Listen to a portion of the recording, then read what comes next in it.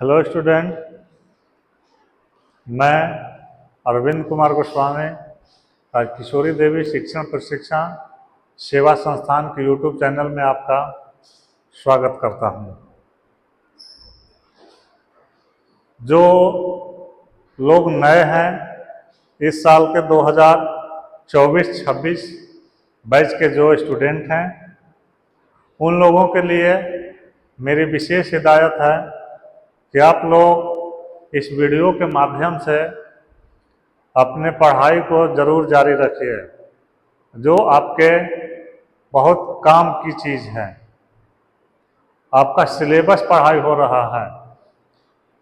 First paper का first unit है, इसमें दिव्यांगता के बारे में आप लोग समझ रहे हैं।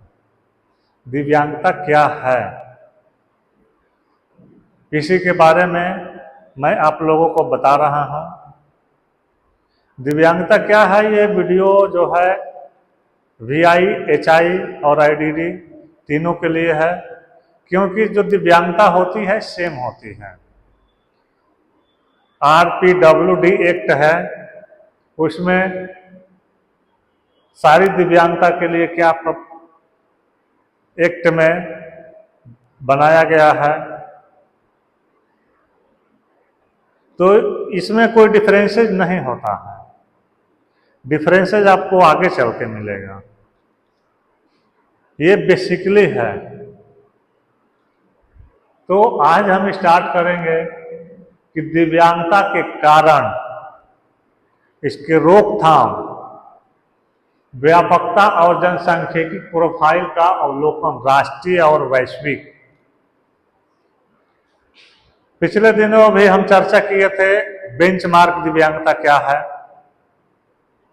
तो आपको बता देना चाहूंगा पुनः एक बार कि बेंचमार्क दिव्यांगता वो स्थिति है कि किसी भी दिव्यांग व्यक्तियों को दिव्यांगता एक्ट से जुड़े हुए किसी भी लाभ लेने के लिए मिनिमम यानी कम से कम 40%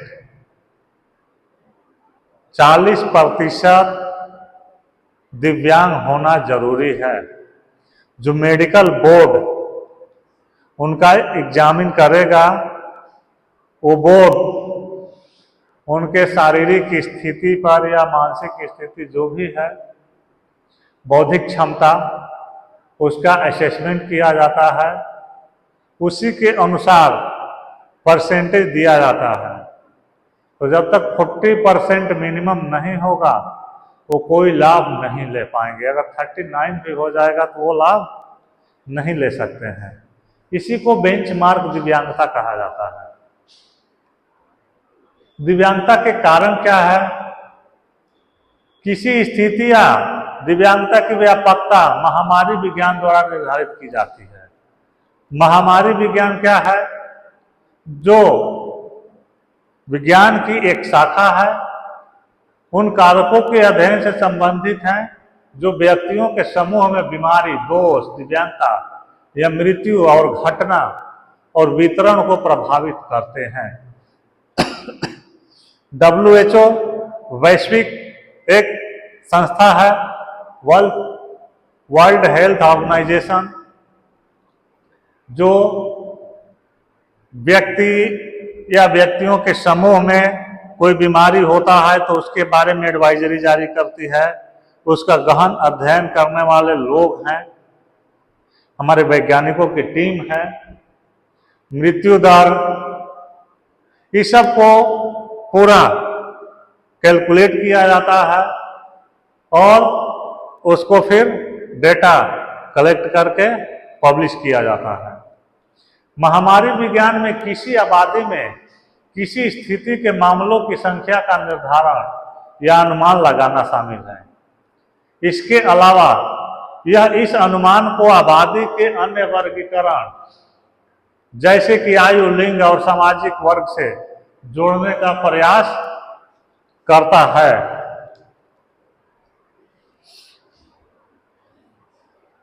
एक अच्छा महामारी विज्ञान संबंधित स्थिति की परिभाषा पर निर्भर करती है। यदि स्थिति खराब या स्पष्ट रूप से परिभाषित है तो इसकी घटना के अनुमानों में समस्या होगी। एक महामारी विज्ञानी आबादी में किसी स्थिति की घटना का अनुमान लगाने के लिए दो तरीकों का उपयोग करता है, घटना दर और व्यापकता दर। घटना और व्यापकता के बीच में अंतर क्या है? घटना का तात्पर्य किसी निश्चित समय अवधि के दौरान जनसंख्या में नए मामलों की संख्या से है। व्यापकता का तात्पर्य किसी निश्चित समय अवधि के दौरान जनसंख्या समूह में मामलों की कुल संख्या से है। 2011 की जनगणना के अनुसार भारत में दिव्यांगों की आबादी 26.8 मिलियन है। लास्ट बार में हमारे देश में जो जनगणना हुई थी 2011 में, 2021 में जनसंख्या का गणना किया जाने वाला था, लेकिन कोविड महामारी के चलते अभी तक रुका हुआ है। तो उस आंकड़े को ही माना जाता है, क्योंकि उसके बाद कोई प्रभावी आंकड़ा हमारे पास नहीं उपलब्ध है। तो 26.8 मिलियन इनकी आबादी है। प्रतिशत के हिसाब से 2.21%। यहां पर इन आंकड़ों में काफी वृद्धि होने की संभावना है जब नया जनगणना होगी, क्योंकि ये जनगणना जब हुआ था तो 2016 के जो एक्ट हैं, RPWD एक्ट जो है, वो उस समय प्रभावी नहीं था। इस एक्ट में कुछ दिव्यांगता को जोड़ा गया, तो दिव्यांगता को जोड़ा गया तो व्यक्तियों की संख्या भी बढ़ेगी, और व्यक्तियों की संख्या बढ़ेगी तो उसका प्रतिशत रेशियो भी बढ़ेगा। जनगणना 2011 के अनुसार देश में 11.9 मिलियन महिलाओं की तुलना में 14.9 मिलियन पुरुष दिव्यांग हैं। यानी कि 3 मिलियन का डिफरेंसेज है पुरुष और महिला दिव्यांगजन में। ग्रामीण क्षेत्रों में दिव्यांग लोगों की कुल संख्या 18 मिलियन से अधिक है, और शहरी क्षेत्रों में 8.1 मिलियन है। दिव्यांग पुरुषों का प्रतिशत 2.41% है, जबकि महिलाओं में यह 2.01% है। सामाजिक समूहों के अनुसार विश्लेषण से पता चलता है कि कुल दिव्यांग आबादी का 2.45% अनुसूचित जाति, 2.05% अनुसूचित जनजाति और 2.18% SC/ST के अलावा अन्य लोग हैं। दुनिया की लगभग 15% आबादी किसी न किसी दिव्यांगता के साथ रहती है, जिनमें से 2 से 4% ऐसे लोग हैं जिसको काम करने में काफी कठिनाई का सामना करना पड़ता है। वैश्विक दिव्यांगता का प्रसार पिछले WHO अनुमानों से अधिक है, जो 1970 के दशकों से है, और लगभग 10% का आंकड़ा सुझाते हैं। विश्व भर में, पूरी दुनिया में WHO का 2011 का रिपोर्ट के अनुसार 253 मिलियन लोग किसी न किसी तरह के अंधेपन और दृश्य हानि से प्रभावित हैं। 253 मिलियन लोग हैं जिनको अंधेपन या दृश्य हानि है। यह दुनिया की आबादी का 3.2% है, 3.2%। यह मैक्सिको की आबादी का दुगना है। 466 मिलियन लोगों को अक्षम करने वाले बहरापन और सुनने की क्षमता में कमी है। यह दुनिया की आबादी का 6% है। यानी कि यूरोपियन संघ के जितने देश हैं उनकी आबादी है उतनी है। लगभग 200 मिलियन लोग बौद्धिक दिव्यांग हैं जिनकी IQ क्षमता 75 से कम है। यह दुनिया की आबादी का 2.6% है। इसमें ब्राजील के निवासियों की संख्या शामिल है और 75 मिलियन लोगों को रोजाना व्हील चेयर की जरूरत पड़ती है। यह दुनिया की आबादी का 1% है और कनाडा की आबादी का दोगुना है। यह आंकड़े भी विकासवादी औसत ही रह सकते हैं।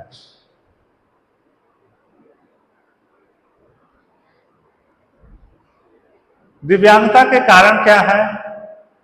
जैसे संक्रामक रोग, जैसे लसिका फाइलेरिया, तपेदिक, HIV एड्स या अन्य जन संचारित रोग, कुछ रोगों के तंत्रिका संबंधी परिणाम जैसे कि इंसेफेलाइटिस, मेनिंजाइटिस तथा बाल्यावस्था में होने वाले समूह रोग जैसे कि खसरा, कंठमाला, पोलियो, इस सब के चलते दिव्यांगता में ज्यादा बढ़ोतरी होती है।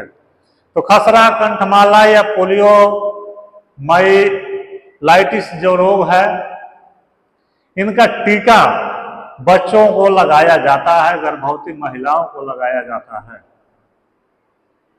जिससे कि बहुत हद तक इस क्षेत्र में हम लोग काबू पाए हैं। जो ये जनसंख्या का आंकड़ा आप लोग देखे हैं ऊपर में, ये 2001 से 2011 के बीच में है। इस दशक में पोलियो पर भी काफी हद तक हम लोग काबू पाए हुए हैं और जो 2011 के बाद का आंकड़ा आएगा, इसमें पोलियो से ग्रसित व्यक्तियों की संख्या बहुत ही कम हो जाएगी। हमारा देश पोलियो मुक्त घोषित हो चुका है। गैर संचारी रोग है जैसे मधुमेह यानी डायबिटीज, हार्ट रोग, गठिया और कैंसर जैसी दीर्घकालिक बीमारियां, ये सब दिव्यांगता का कारण बनती है। जीवन शैली का बदलाव हमारे शरीरों में जो हो रहा है, शारीरिक निष्क्रियता, तंबाकू का प्रयोग, शराब का सेवन, अवैध दवाएं, ये भी दिव्यांगता के क्षेत्र को प्रभावित करने वाले कारक हैं। हमारी जनसंख्या को दिव्यांग बनाने वाले कारक ये हैं। वायु प्रदूषण, व्यवसायिक रोग, खराब जल आपूर्ति, स्वच्छता तथा व्यक्तिगत एवं घरेलू स्वच्छता, कुपोषण दिव्यांगता में योगदान करते हैं। सड़क यातायात दुर्घटनाओं, व्यवसायिक चोटों, हिंसा, संघर्ष, गिरने और बारूदी सुरंगों से होने वाली चोट जो है, विभिन्न प्रकार की हिंसा होती है, एक्सीडेंट होते हैं। व्यवसायिक चोट यानी कि काम करने के दौरान, तो इनकी भी आबादी एक बहुत बड़ी आबादी है। मानसिक स्वास्थ्य समस्याएं, मानसिक स्वास्थ्य मंदता और मानसिक बीमारी दिव्यांगता के कारण है। 50% से ज्यादा मामलों में मानसिक मंदता बचपन में गंभीर बीमारी या सिर में चोट लगने और जन्म दोष के कारण होती है। जन्म के समय भी दोष एक बहुत बड़ा कारक है मानसिक मंदता के क्षेत्र में। बच्चों में प्रशिक्षित दाई के द्वारा माताओं का प्रसव किया जाता है तो बच्चों में मानसिक मंदता होने का संभावना ज्यादा होता है। जो गैर प्रशिक्षित दाई होती है या मेडिकल टीम होती है, इसलिए जहां पर प्रशिक्षित टीमें होगी वहीं पर प्रसव कराना चाहिए। इसके बारे में आप लोग आगे पढ़ेंगे। निम्न शिक्षा स्तर, निम्न आय वाले तथा बेरोजगार लोगों में भी दिव्यांगता से पीड़ित होने की संभावना अधिक होती है।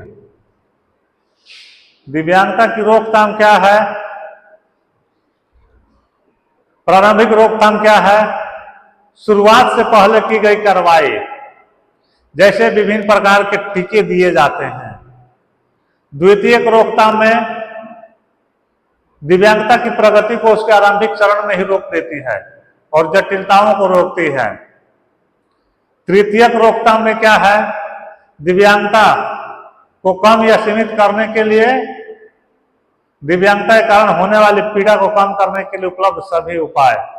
इस चरण को पुनर्वास भी कहा जाता है, जिसमें रोगी को सामान्य या लगभग सामान्य स्थिति में वापस लाने के लिए किए जाने वाले शारीरिक, मनोवैज्ञानिक और व्यवसायिक उपाय शामिल हैं।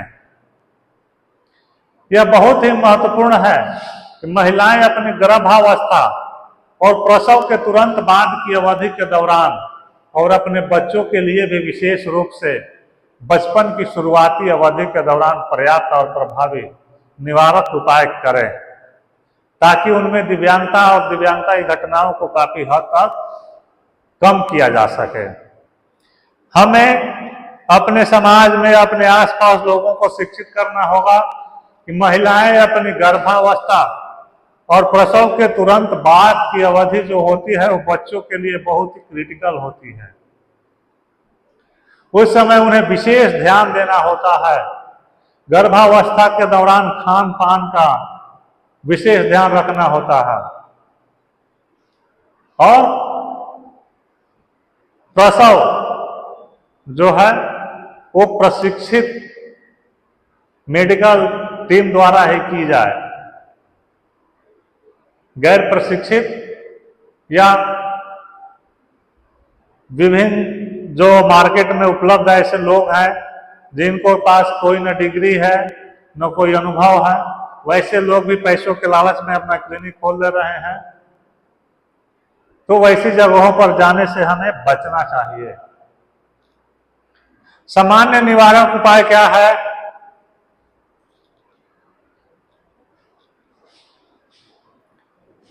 वंशानुगत विकारों की रोकथाम के लिए चाचा, भतीजी, चचेरे, भाई बहन जैसे करीबी लोगों से, करीबी संबंधियों से शादी विवाह नहीं करना चाहिए। 18 वर्ष की आयु से पहले और 35 वर्ष की आयु के बाद गर्भाधारण से बचें। जो प्रसव काल का समय होता है वो सबसे अच्छा 18 से 35 के बीच का समय होता है। गर्भावस्था की योजना बनाने से पहले डॉक्टर से परामर्श करें। यदि आपके परिवार में जन्म से ही कोई दोष है,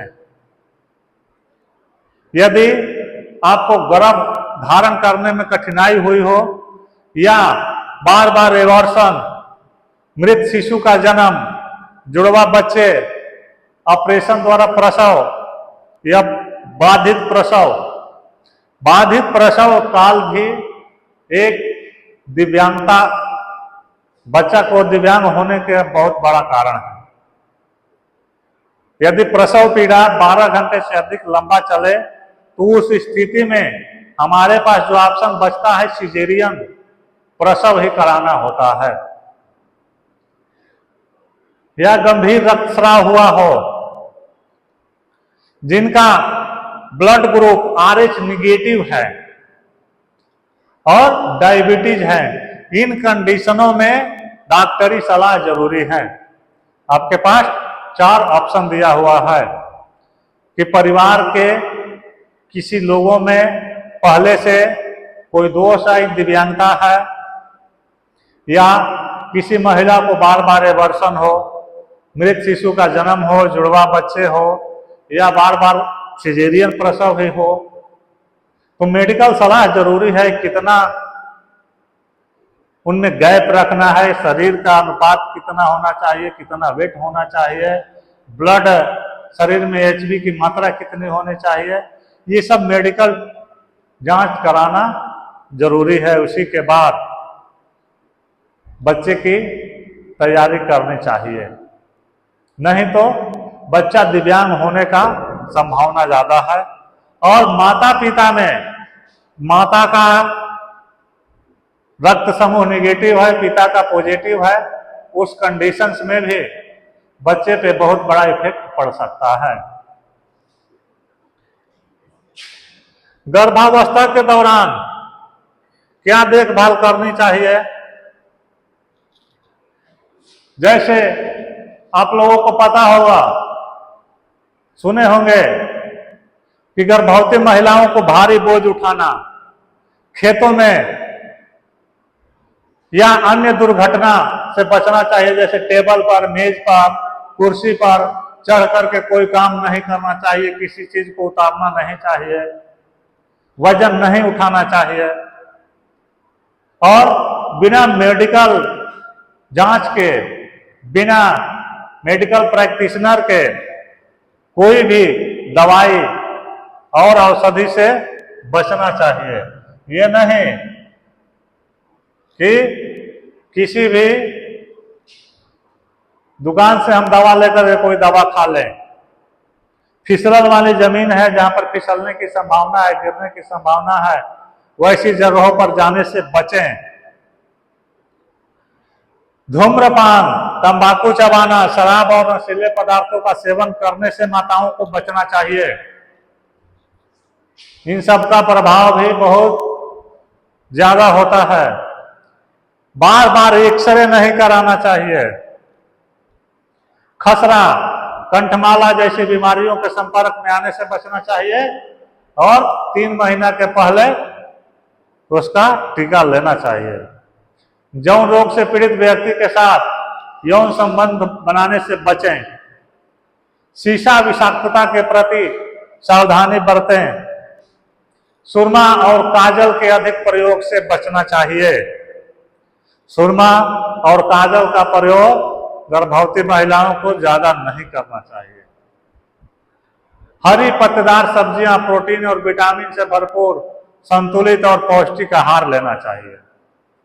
बच्चे पैदा करने की उम्र वाली सभी महिलाओं को रोजाना 0.4 मिलीग्राम फोलिक एसिड की जरूरत होती है। यह फोलिक एसिड आयरन की गोलियों के रूप में दी जाती है महिलाओं को, और तीसरी तिमाही के दौरान कम से कम 3 महीने तक लेना चाहिए, जिससे शरीर में खून की कमी न हो, एनीमिया नामक रोग न हो। जब कोई महिला गर्भवती होती है तो सामान्य तौर पर जितना उसका वेट होता है उससे उसका वजन 10 किलोग्राम ज्यादा बढ़ना चाहिए, कम से कम, क्योंकि पेट में आपके बच्चे का वजन भी बढ़ रहा है। कम से कम 2.5 किलो का बच्चा होना चाहिए और माता का वेट 7 से 8 किलो बढ़ना चाहिए।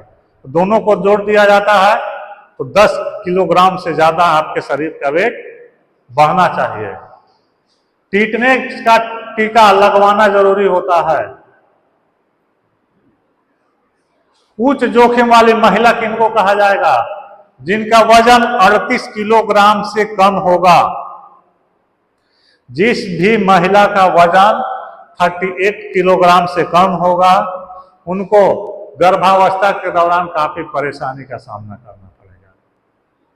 या जिनकी औसत ऊंचाई, उसकी लंबाई 152 सेंटीमीटर यानी कि 1.5 मीटर से ज्यादा होना चाहिए।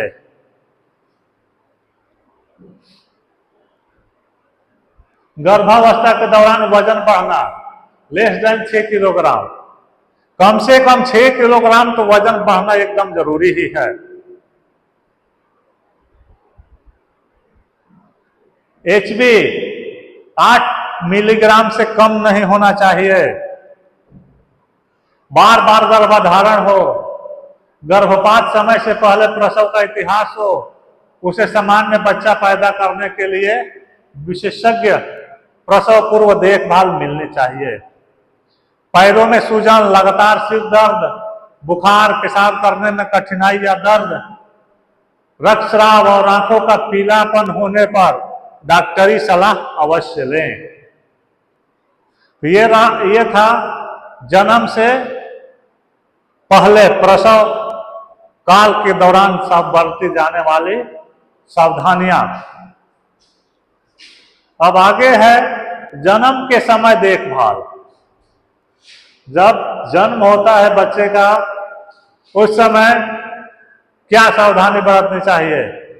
प्रसव प्रशिक्षित कर्मियों द्वारा कराया जाना चाहिए और ऐसे अस्पतालों में जहां पर सारी सुविधाएं उपलब्ध हों। यदि बच्चा जन्म के तुरंत बाद नहीं रोता है तो तुरंत पुनर्जीवन उपाय किए जाने चाहिए। समय से पहले जन्मे और 2.5 किलोग्राम से कम वजन वाले शिशुओं को नवजात गहन देखभाल की आवश्यकता हो सकती है। जिन बच्चों का जन्म समय से पहले हो जाता है या जिनका वजन 2.5 किलो से कम होता है तो उसको नवजात शिशु केयर की आवश्यकता होती है। अगर शिशु का सिर असमान रूप से छोटा या बड़ा हो तो डॉक्टर से सलाह लेनी चाहिए।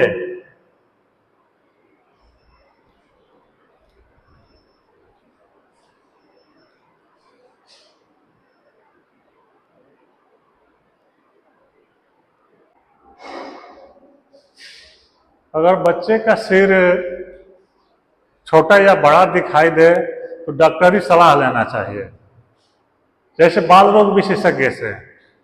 जन्म के समय लड़के के सिर का आकार 35 सेंटीमीटर और लड़की के सिर का आकार 34.5 सेंटीमीटर होता है। इसी को हमें ध्यान में रखना होता है।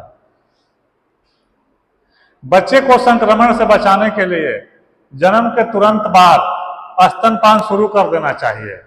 माताओं को यह ध्यान देना चाहिए कि बच्चे का जब जन्म हो गया तो तुरंत उसके बाद स्तनपान कराना चाहिए। बच्चे को पहला दूध जो कोलेस्ट्रॉल युक्त होता है, कोलेस्ट्रम पिलाना चाहिए। उस दूध को बाहर नहीं गिराना चाहिए या फेंकना चाहिए। उस दूध में एंटीबॉडीज होते हैं जो बच्चे के सुरक्षात्मक होते हैं। वो बच्चे का रक्षा करने वाला दूध में मिनरल्स होते हैं। प्रारंभिक देखभाल क्या है? जब बच्चा जन्म ले लिया, प्रारंभिक देखभाल में क्या है? किसी भी कारण से बच्चे का टेम्परेचर 101 डिग्री फ़ारेनहाइट से ऊपर नहीं होना चाहिए। ऐसा ध्यान देना चाहिए कि बच्चे का शरीर जैसा गर्म हो, क्योंकि बच्चा जो होता है वो माँ के आसपास ही रहता है। प्रारंभिक काल उसका माँ के साथ बीतता है। माँ ही उसका प्राथमिक डॉक्टर ही है। तो जैसे बच्चे का टेम्परेचर शरीर का थोड़ा सा भी गर्म हो तो तुरंत डॉक्टरी सलाह लेना चाहिए। 101 डिग्री से अधिक बच्चे का शरीर तापमान नहीं सहन कर पाएगा। ये टेम्परेचर फ़ारेनहाइट में नापा जाता है। यदि किसी बच्चे को दौरा पड़े तो तुरंत डॉक्टर के पास ले जाएं। प्रत्येक बच्चे को अनुशंसित टीकाकरण कार्यक्रम के अनुसार संक्रामक रोगों से बचाव के लिए टीका लगाया जाना चाहिए। बच्चे को पेंट, अखबारी कागज की स्याही, शीशा आदि के संपर्क में ज्यादा न आने दें, क्योंकि ये जहरीले होते हैं। बच्चों का जो बर्थ कार्ड जो बनता है उसमें माताओं को क्या टीका दिया जाता है। हमारी स्वास्थ्य समितियां बनी हुई हैं जिसमें आशा कार्यकर्ता होते हैं, आंगनबाड़ी सेविका भी होती हैं, तो उनके द्वारा विभिन्न प्रकार के टीके आंगनबाड़ी केंद्रों पर लगाए जाते हैं। तो उसका चार्ट जो बनवाना चाहिए और उसी के अनुसार टीकाकरण, बच्चे को पेंट, अखबारी कागज ये सब से बचाना चाहिए। सिर पर चोट लगने और अन्य दुर्घटनाओं से सावधानी बरतनी चाहिए। सुनिश्चित करें कि बच्चे को संतुलित आहार और स्वच्छ पेयजल मिले। जब बच्चा 4 से 6 महीने का हो जाए तो उसे अच्छी गुणवत्ता वाला और पर्याप्त मात्रा में अतिरिक्त आहार देना शुरू कर सकते हैं। विटामिन ए की कमी से बच्चे में रतौंधी नामक बीमारी हो सकती है, इसीलिए इसको वैसी खुराक देना चाहिए जिनसे बच्चे का सारा मिनरल्स और विटामिन मिल पाए। बच्चे को भीड़ भाड़ से मुक्त स्वच्छ वातावरण प्रदान करके मेनिंजाइटिस और इंसेफेलाइटिस से बचाएं। कंठमाला और क्रेटिनिज्म से बचाव के लिए सावधानी के तौर पर आयोडीन युक्त नमक खाना चाहिए। बच्चे को कान से मैल निकालने के लिए हेयर पिन, माचिस और पेंसिल का उपयोग न करने दें। यदि बच्चे शोर भरे वातावरण में रह रहे हैं या काम कर रहे हैं तो उच्च स्तर के शोर के संपर्क में आने से बचने के लिए बच्चे की कान की सुरक्षा के लिए कान की सुरक्षा उपाय करें। वैसी माताएं जो वैसी जगह पर रहती हैं या काम करती हैं जहां पर ज्यादा शोर होता है तो बच्चे को शोर से बचाने के उपाय करने चाहिए। बच्चे के चेहरे पर थप्पड़ न मारें क्योंकि इससे कान के पर्दे पर चोट लग सकती है और बच्चे की सुनने की क्षमता जो कम हो सकती है। तो इसीलिए बच्चे को जोर से गाल पर चांटा नहीं मारना चाहिए। तो ये रहा प्रारंभिक देखभाल।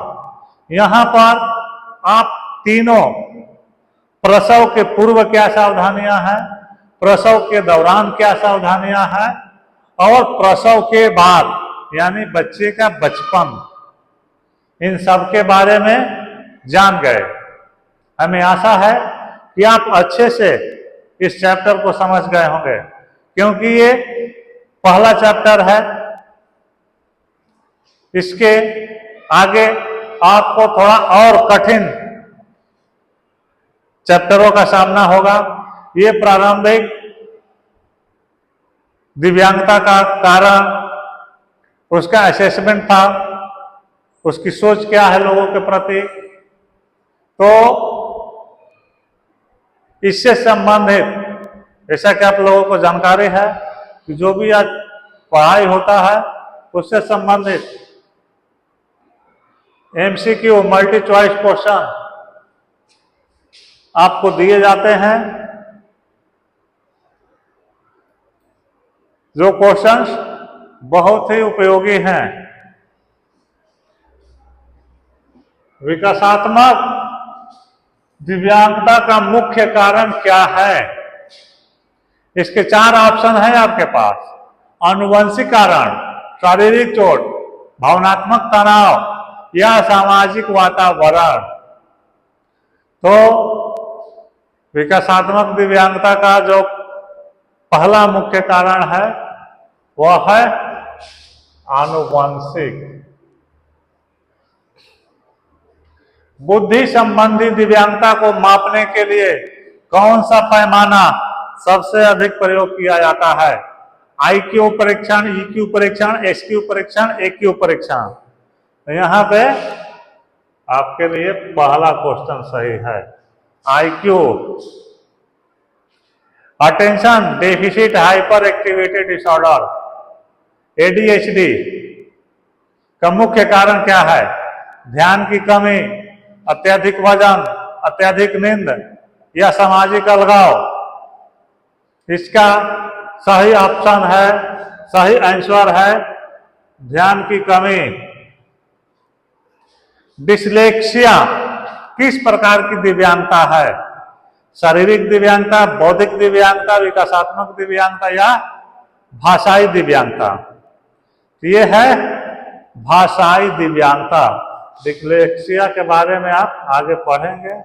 इसका ऑप्शन डी सही उत्तर है।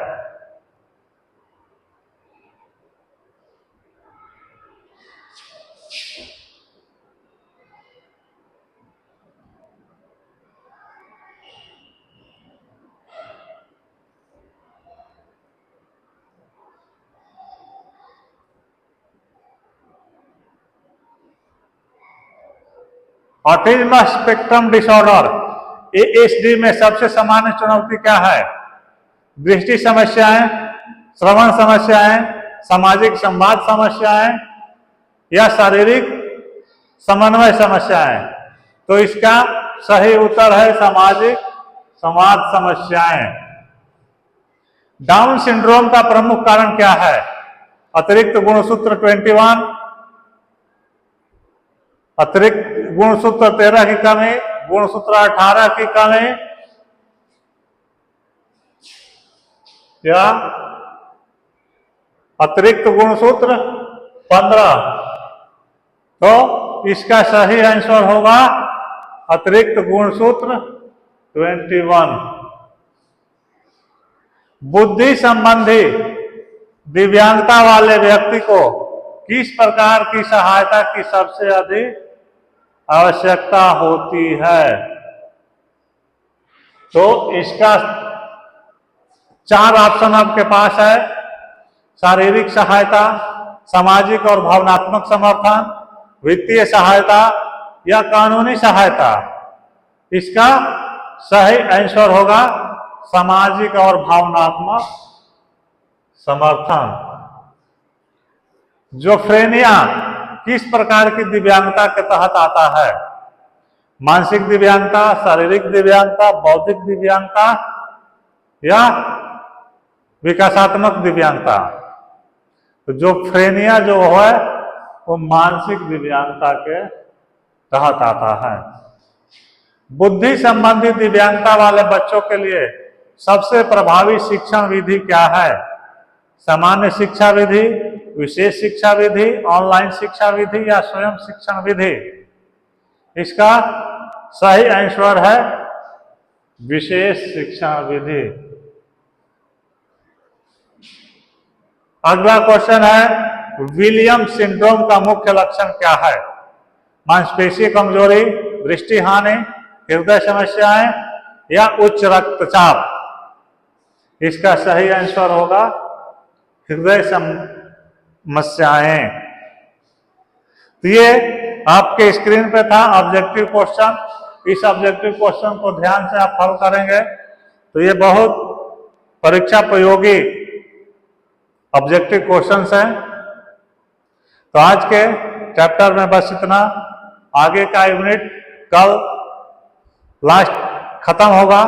कल फर्स्ट यूनिट आप लोगों का खत्म हो जाएगा। उसमें और बचा है क्रॉस डिसेबिलिटी क्या है उसके बारे में बताया जाएगा और यूनिट फर्स्ट आप लोगों का खत्म हो जाएगा। धन्यवाद।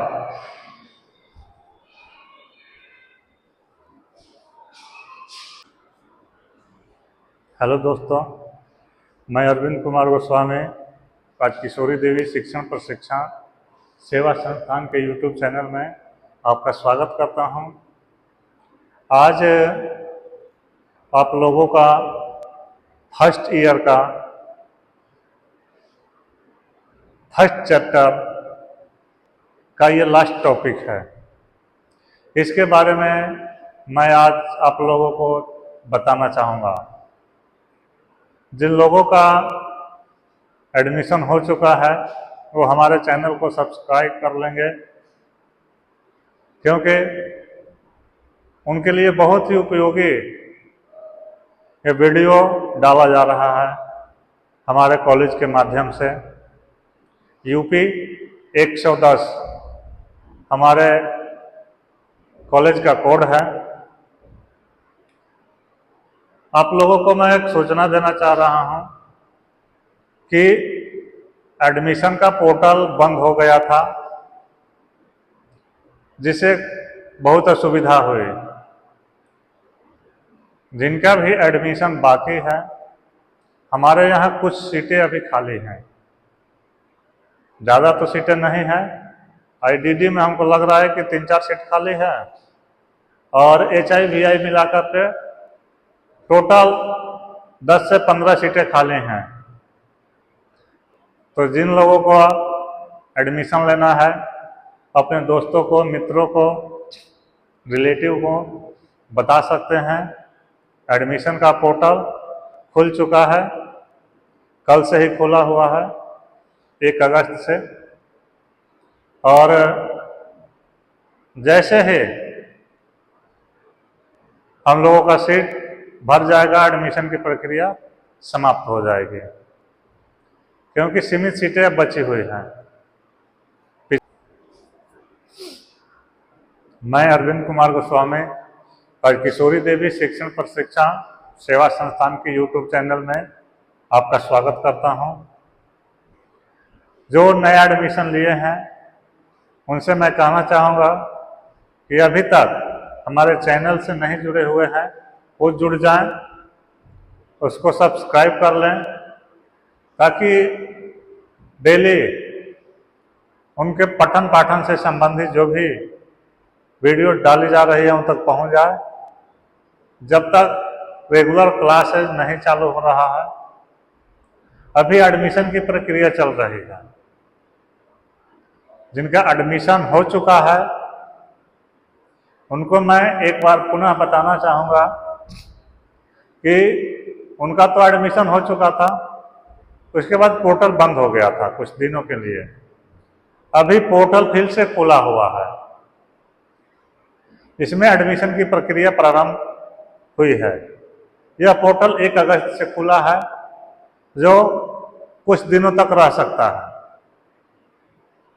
हमारे यहाँ राजकिशोरी देवी शिक्षण प्रशिक्षण सेवा संस्थान जो BSTC की डिग्री दिलाता है, इसमें कुछ सीट्स अभी अवेलेबल हैं। यहाँ पर IDD, VI और HI तीनों फैकल्टी हैं। तीनों फैकल्टी में अनुभवी शिक्षक हैं और इसके अलावा भाषा शिक्षण से संबंधित और साइकोलॉजी से संबंधित भी हमारे यहाँ विशेषज्ञ शिक्षक हैं। तो जो कुछ सीटों पर नामांकन हो रहा है, कुछ सीट बचे हुए हैं, उन पे आप लोग अपने सगी संबंधी मित्र को बता सकते हैं, सलाह दे सकते हैं। हमारे यहाँ एकदम साफ सुथरा वातावरण में शिक्षा प्रदान की जाती है। काफी लंबा एरिया है, स्पेस है। जो दूर दराज के बच्चे हैं उनके लिए हॉस्टल की भी सुविधा दी जाती है। एग्जाम में उनको विशेष फैसिलिटी दी जाती है। उनको रहने के लिए, खाने के लिए सारा कुछ अरेंजमेंट हम लोग कराते हैं, जो कि बिल्कुल निःशुल्क होता है। उस समय एग्जाम देने के समय उनको कोई चार्ज नहीं देना पड़ता है। इस वीडियो के माध्यम से मैं आप लोगों को पुनः एक बार सूचित कर दे रहा हूं कि कुछ सीट्स खाली हैं, एडमिशन्स आ रहे हैं। 1-2 दिन में उम्मीद है कि लगभग पूरी हो सकती हैं। आप लोग भी किसी को सजेस्ट कर सकते हैं। मैं आप लोगों को फर्स्ट ईयर का फर्स्ट यूनिट के बारे में बता रहा हूं। इस चैप्टर का आज समाप्ति हो जाएगा। इसमें एक पॉइंट बचा हुआ है, सिर्फ क्रॉस डिसेबिलिटी। आप लोग दिव्यांगता के बारे में पढ़ रहे हैं। विशेष शिक्षक के लिए आप लोग BSTC की ट्रेनिंग प्राप्त कर रहे हैं। इसमें दिव्यांगता के बारे में सबसे पहले आप लोगों को जानना होगा। कितने प्रकार की दिव्यांगता है, क्या एक्ट है, क्या रूल रेगुलेशन है, सरकारी मदद क्या है, एनजीओ के रूल किस रूल और रेगुलेशन के तहत कार्य करते हैं। इस सेक्टर में एनजीओ की काफी भूमिकाएं हैं, क्योंकि ये ऐसा फील्ड है कि सिर्फ सरकार के भरोसे नहीं रहा जा सकता है। सुदूर ग्रामीण क्षेत्रों में एनजीओ के माध्यम से ही सरकारी पहुंच और संसाधन पहुंच पाते हैं, जो हमारे पिछड़े हुए लोग हैं। हमारे देश की एक बहुत बड़ी आबादी गांवों में निवास करती है। कुछ ऐसे राज्य हैं जो सुदूर ग्रामीण क्षेत्रों से जुड़े हुए हैं। तो क्रॉस डिसेबिलिटी क्या है? जैसा कि नाम से ही आपको पता चल रहा है, क्रॉस डिसेबिलिटी। इसके लिए डिसेबल्ड पीपल इंटरनेशनल काम करता है, जिसका नारा है हमारे बिना कुछ भी नहीं। हमारे बिना कुछ भी नहीं डिसेबिलिटी के एरिया में। इनका मानना है कि यह एक ऐसा दृष्टिकोण है जिसमें दिव्यांगता में कोई भेदभाव नहीं करता है, चाहे जिस प्रकार की दिव्यांगता हो, या दूसरे शब्दों में कह सकते हैं कि सभी प्रकार की दिव्यांगताओं को एक साथ व्यापक रूप से ध्यान में रखता है और सामूहिक योजना को बढ़ावा देता है। इस दृष्टिकोण में जब भी संभव हो किसी विशेष उपसमूह पर ध्यान केंद्रित करने से बचना चाहिए, क्योंकि भेदभाव अक्सर सबसे कमजोर लोगों को और अधिक कलंकित करने की ओर ले जाता है। दिव्यांग लोगों में सबसे बड़ा जो उनके साथ समस्या होती है कि समाज में अक्सर भेदभाव किए जाते हैं। तो भेदभाव करने से उनका मानसिक मनोबल टूट जाता है और वे अपने को अलग थलग महसूस करते हैं। तो हमें सबसे पहले ध्यान देना होगा कि हमारे परिवेश में हम जहां रह रहे हैं, हम स्पेशल फील्ड में काम करने वाले लोग हैं, स्पेशल शिक्षक हैं,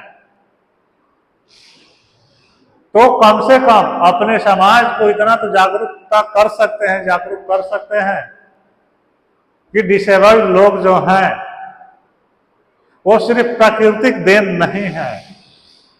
ऐसा लोग मानते हैं कि पूर्व जन्म का इनका पाप है या सजा है, क्या है, बहुत सारी भ्रांतियां हैं हमारे समाज में, लेकिन ऐसा नहीं है। मैंने पहले आप लोगों को बताया है इसी चैप्टर के माध्यम से कि डिसेबिलिटी एक प्राकृतिक के साथ साथ मानव निर्मित भी है। जो माताएं अपने प्रसव काल के समय विशेष ख्याल नहीं रखती है, उनको काफी समस्याओं का सामना करना पड़ता है और अंत में उनके बच्चे का दिव्यांग होने का संभावना ज्यादा बढ़ जाता है। वैसे दिया गया है कि सुरमा और काजल का उपयोग गर्भवती महिलाओं को नहीं करना चाहिए, कम से कम करना चाहिए, या गर्भावस्था के दौरान किसी भी प्रकार का तंबाकू, एल्कोहल, इस सब का सेवन नहीं करना चाहिए, भारी सामान को नहीं उठाना चाहिए, फिसलन वाली जगह पर जाने से बचना चाहिए। तो ये सब सावधानियों को हम नहीं बरत पाते हैं तो उसका प्रभाव बच्चे पर पड़ता है जिसका कोई दोष नहीं होता है।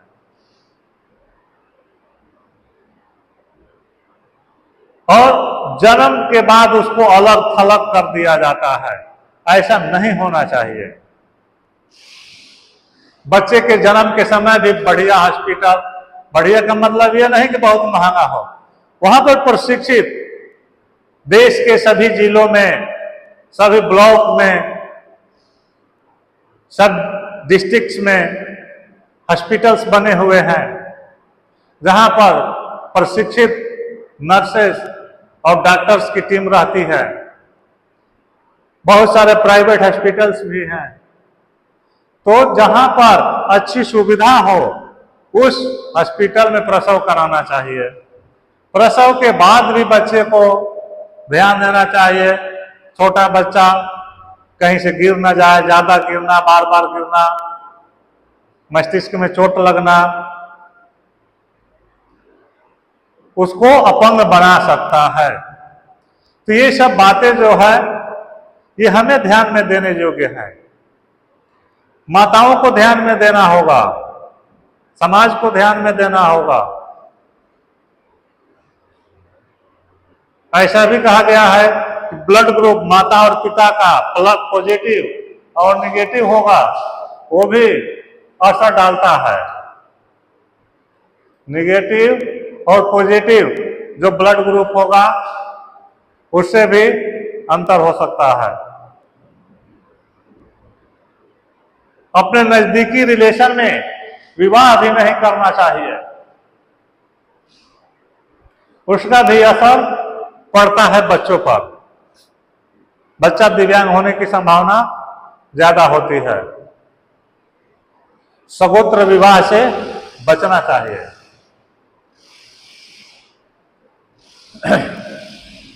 यह सामूहिक रूप से नीतिगत निर्णय लेने के बारे में है और दिव्यांग लोगों के लिए सभी दिव्यांगताओं में समान महत्व देता है।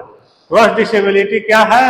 सभी प्रकार का दिव्यांगता है, उसमें सभी लोगों को समान अवसर प्रदान करता है, विभिन्न प्रकार का नेटवर्क तैयार करता है जिसमें सभी प्रकार के दिव्यांग लोगों को भी शामिल किया जाए कि उनकी समस्याएं क्या हैं।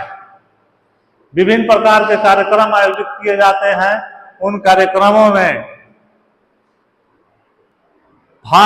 दिव्यांग लोगों को भाग लेने के लिए प्रेरित किया जाए, उनको बुलाया जाए, उनकी समस्याओं को जाना जाए। समस्याओं को हम जानेंगे तभी उसके नैदानिक उपाय किए जाएंगे। समानता के अधिकार की पूर्ति के लिए सभी व्यक्तियों को एक ही ढांचे में शामिल करना बहुत आवश्यक है, जब तक कि उनकी योग्यताएं भिन्न न हो।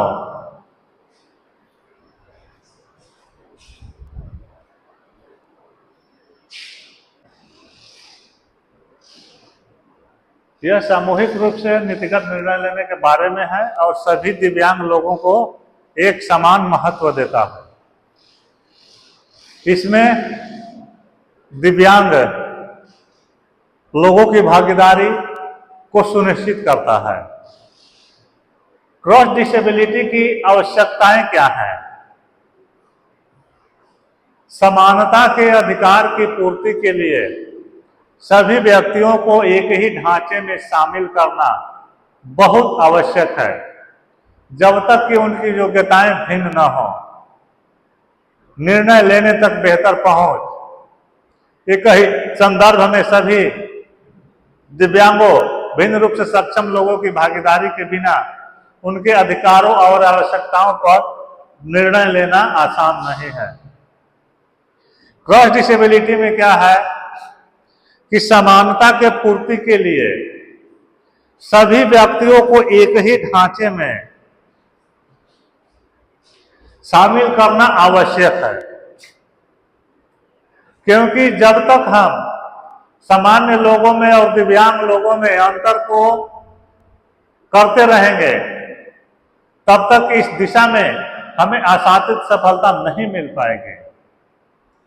तो हमें क्या करना होगा कि जिन लोगों को, जिन प्रकार के दिव्यांग हैं, सभी दिव्यांग लोगों के बारे में सोचना होगा, चाहे वो मल्टी डिसेबिलिटी हो, विजुअल एम्पेयरमेंट हो, एचआई लोग हो, या जितने प्रकार की दिव्यांगताओं को शामिल किया गया है, उन सभी को एक साथ एक मंच पर लेकर के आगे बढ़ेंगे, तब इस दिशा में हमारा प्रयास जो होगा वह कारगर होगा।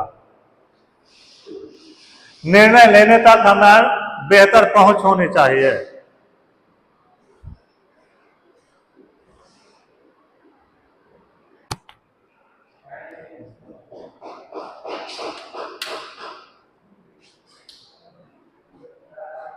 क्रॉस डिसेबिलिटी के लाभ क्या है? क्रॉस डिसेबिलिटी आंदोलन का इंद्रधनुषी दृष्टिकोण उन सभी को शामिल करना है जिन्हें दिव्यांगता का लेवल दिया गया है। वास्तव में कुछ लोगों ने इसे दिव्यांगों का आंदोलन नाम दिया है। क्रॉस डिसेबिलिटी जो है, इस दृष्टिकोण के हमें लाभ क्या हो सकते हैं? तो क्रॉस डिसेबिलिटी आंदोलन का इंद्रधनुषी दृष्टिकोण, जिसमें सभी दिव्यांग लोग जिनको बेंचमार्क दिव्यांगता यानी कि 40% दिव्यांगता मिला है, उन सभी लोगों को एक साथ शामिल करके ऐसा क्रियान्वयन किया जाएगा जिससे सभी लोगों को, सभी दिव्यांग लोगों को लाभ मिल सकता है। तो कौन कौन लाभ मिल सकता है? स्वतंत्रता का, जैसा कि हमने चर्चा किए हैं कि क्रॉस डिसेबिलिटी दृष्टिकोण दिव्यांग लोगों को समाज में घुलने मिलने का अवसर प्रदान करती है। दिव्यांग लोग स्वतंत्र रूप से रहना सीखते हैं, समानता के स्तर को प्राप्त करने के लिए स्वतंत्र रूप से काम करना सीखते हैं। उन्हें पूर्ण नागरिकता का एहसास होता है। पहले के समय में दिव्यांग व्यक्ति को पूर्ण नागरिक नहीं माना जाता था, जिसके कारण वे समाज का सक्रिय हिस्सा नहीं थे। लेकिन क्रॉस डिसेबिलिटी दृष्टिकोण के चलते दिव्यांग लोगों को समाज के मुख्य धारा में लाया गया, उनको समान अवसर प्रदान किए गए, पूर्ण भागीदारी दी गई, उनके लिए नौकरियों में सीट रिजर्वेशन किया गया, उच्च शिक्षण संस्थानों में सीट रिजर्वेशन किया गया, जिसे उनको भी लगा कि नहीं, हम भी देश के नागरिक हैं, हमारे लिए भी कानून बना हुआ है। संपूर्ण समावेशन, नेतृत्व को बढ़ावा देना, दिव्यांगता संबंधी कानूनों का पूर्ण परिवर्तन और कार्यान्वयन कार्यक्रम से जीवन स्तर में सुधार आता है तथा गरीबी और बेरोजगारी कम होती है। यह जीने का अधिकार सुनिश्चित करता है, दिव्यांगता की शब्दावली में एक रूपता लाता है और दिव्यांग लोगों को प्रभावित करने वाले जो मुद्दे हैं, उन मुद्दों के बारे में जनता और सरकारी नीति निर्माता जो हैं, उनको शिक्षित करने का कार्य किया जाता है। तो ये रहा क्रॉस डिसेबिलिटी से लाभ। और जैसा कि आप लोगों को पता है कि चैप्टर समाप्त होने पे मल्टी चॉइस क्वेश्चन आपके सामने आता है, जो विभिन्न प्रतियोगी परीक्षाओं के लिए काफी उपयोगी होता है। तो आज पहला चैप्टर पूरी तरह से समाप्त हो गया, दिव्यांगता को समझना। अब आपके सामने एक क्वेश्चन रहा।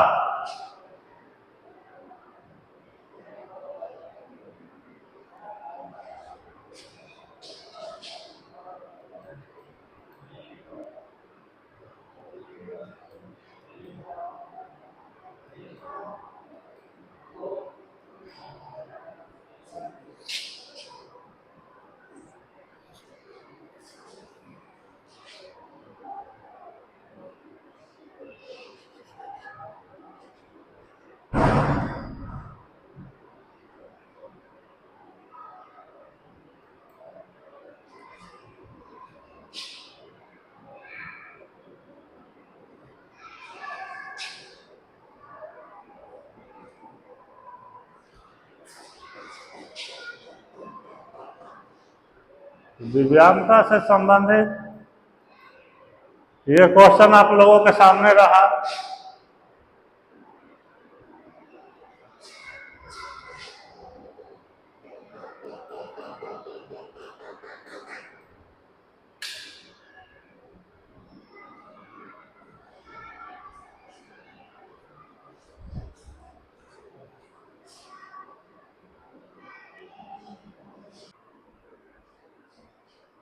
Hello, good morning. मैं अरविंद कुमार गोस्वामी आज किशोरी देवी शिक्षण प्रशिक्षण सेवा संस्थान के यूट्यूब चैनल में आपका स्वागत करता हूं। आज मैं सेकेंड ईयर के स्टूडेंट्स जिनका फर्स्ट ईयर का एग्जाम्स हो चुके हैं और सेकेंड ईयर में पहुंचने वाले हैं, उनके लिए आज मैं पेपर नंबर 9 के बारे में चर्चा करूंगा। पेपर नंबर 9 का फर्स्ट यूनिट है। फर्स्ट यूनिट में क्या दिया हुआ है? नैदानिक उपचारों की अवधारणा और समझ। यहाँ पे जो डेवलपमेंटल डिसेबल्ड बच्चे हैं, उनके लिए नैदानिक उपचार क्या हो सकते हैं, क्या उसकी अवधारणा है, क्या कंसेप्ट है, क्या समझ है, इसके बारे में हम आप लोगों को चर्चा करेंगे। तो इसमें सबसे पहला पॉइंट जो है वो है विकासात्मक दिव्यांगता वाले बच्चे के लिए चिकित्सा की परिभाषा, आवश्यकता और महत्व। व्यवहार थेरेपी यानी कि समस्या व्यवहार का प्रबंधन, संज्ञानात्मक व्यवहार थेरेपी, सकारात्मक व्यवहार हस्तक्षेप समर्थन। व्यावसायिक चिकित्सा, परिभाषा, उद्देश्य, दायरा और कक्षा। फिजियोथेरेपी, इसका परिभाषा, उद्देश्य, दायरा और कक्षा सेटिंग में तकनीकी। और अगला है भाषण चिकित्सा, इसका परिभाषा, उद्देश्य, दायरा और कक्षा सेटिंग में तकनीक। इसके बारे में आज हम लोग चर्चा करेंगे। ये जो चैप्टर है विशेष रूप से आईडीडी यानी जो विकासात्मक दिव्यांगता वाले बच्चे हैं उनके लिए पहले ईयर में आप लोगों ने आईडीडी का जो प्राइमरी सेक्टर था उसके बारे में आप जानकारी लिए हैं। अब आपको व्यापक रूप से मानसिक मंद बच्चों के लिए शिक्षण सामग्री क्या है, शिक्षण प्रशिक्षण विधि क्या है, उनको कौन कौन सी थेरेपी दी जा सकती है, इस सब के बारे में व्यापक रूप से आप लोग पढ़ेंगे। फर्स्ट ईयर्स में तो कॉमन पेपर भी होते हैं जो आईडीडी, HIVI तीनों के लिए पढ़ने होते हैं और सारी दिव्यांगता का बेसिकली पढ़ना था। लेकिन अभी जो भी दिव्यांगता के स्पेशल फील्ड वाले हैं उनको अपने फैकल्टी से रिलेटेड HI वाले हैं तो HI का व्यापक रूप से अध्ययन करेंगे, VI वाले VI का व्यापक रूप से अध्ययन करेंगे और आईडीडी वाले बौद्धिक अक्षम बच्चों के लिए क्या क्या आवश्यकताएं हैं, क्या क्या उसका नैदानिक उपचार है। जब लोग थेरेपी के बारे में सोचते हैं तो वे अक्सर सोचते हैं कि सहायता और सलाह लेने से पहले कोई बड़ी समस्या होनी चाहिए, जबकि ऐसा बिल्कुल नहीं है। थेरेपी सीखने के बारे में है, बच्चों के लिए, उनके माता पिता के लिए। यह आपके बच्चे की घर और स्कूल में खुश रहने और पनपने की क्षमता का समर्थन करने के लिए सबसे अच्छे उपकरण खोजने के बारे में है। यह क्या तात्पर्य है आपको? थेरेपी का मतलब क्या है कि कोई बड़ी समस्या है, ऐसा नहीं है। यह है बच्चों और उनके माता पिता के लिए कि आपके बच्चे स्कूल में, घर में और कैसे खुश रह सके और उनका विकास हो सके, उसके लिए जो अच्छे उपकरण की खोज हम करते हैं उसी को थेरेपी कहा जाता है। विशेष आवश्यकता वाले बच्चे, चाहे वो ADHD, ASD, डिसलेक्सिया, व्यवहार संबंधी समस्याएं, स्वास्थ्य समस्याएं, चिंता या अवसाद, उन्हें जितनी संभव हो सके उतनी सक्रिय सहायता की आवश्यकता होती है ताकि वे उन चुनौतियों के लिए तैयार रहें जिनका वे सामना कर सकते हैं। सीखने की अक्षमता और ADHD के लिए कई थेरेपी हैं और पारंपरिक परामर्श उनमें से एक है। यहाँ 9 कारण बताए गए हैं जो विशेष आवश्यकता वाले बच्चों की मदद करते हैं।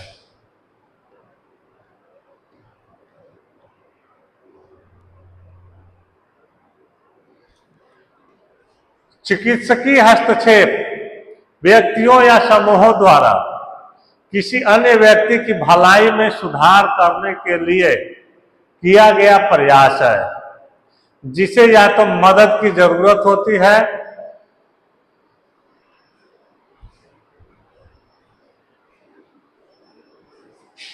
चिकित्सकीय हस्तक्षेप व्यक्तियों या समूहों द्वारा किसी अन्य व्यक्ति की भलाई में सुधार के लिए किया गया प्रयास है, जिसे या तो मदद की जरूरत है या लेकिन वह इसे अस्वीकार कर रहा है या अन्यथा मदद शुरू करने या स्वीकार करने में असमर्थ है। हस्तक्षेप क्या है? जो मनोवैज्ञानिक, शारीरिक या औषधि भी हो सकता है। परिस्थितियों के आधार पर किसी पेशेवर हस्तक्षेपकर्ता या मित्रों या परिवार के सदस्यों द्वारा किसी पेशेवर की मदद से या बिना किसी पेशेवर की नेतृत्व या मार्गदर्शन किया जा सकता है। कुछ मामलों में हस्तक्षेप एक ऐसे व्यक्ति के बीच टकराव या बैठक का रूप लेता है जो आत्मविनाशकारी व्यवहार में लिप्त है और मदद के लिए प्रतिरोधी है, और चिंतित मित्रों या परिवार के सदस्यों के बीच अन्य मामलों में जहां व्यक्ति अपने लिए निर्णय लेने में सक्षम नहीं है, हस्तक्षेप उनकी ओर से कार्रवाई करने का निर्णय है। यह जरूरतमंद व्यक्ति के लिए काम नहीं कर सकता है। सामना करने का कौशल हासिल करें। संभवतः सबसे महत्वपूर्ण बात क्या है? जो कोई भी माता पिता कर सकते हैं वह अपने बच्चे को तनाव से निपटना सिखा सकते हैं। हर माता पिता अपने बच्चे को क्या सिखा सकते हैं? तनाव से निपटना। हमारी तेज तरार गहन दुनिया में हम बहुत कम समय के साथ उच्च तनाव के स्तर के साथ जी रहे हैं। आज तनाव के साथ आने वाली असहजता के लिए बहुत कम सहनशीलता है और बच्चों को असहज भावनाओं को स्वयं प्रतिबंधित करने के लिए उपकरण देना आज और कल के लिए एक उपहार है। हर बच्चे के लिए हताशा सहनशीलता का विकास अलग अलग होता है। कुछ लोग जिनमें स्वाभाविक रूप से तनाव सहन करने की क्षमता होती है, उनका स्वभाव अधिक सौम्य होता है,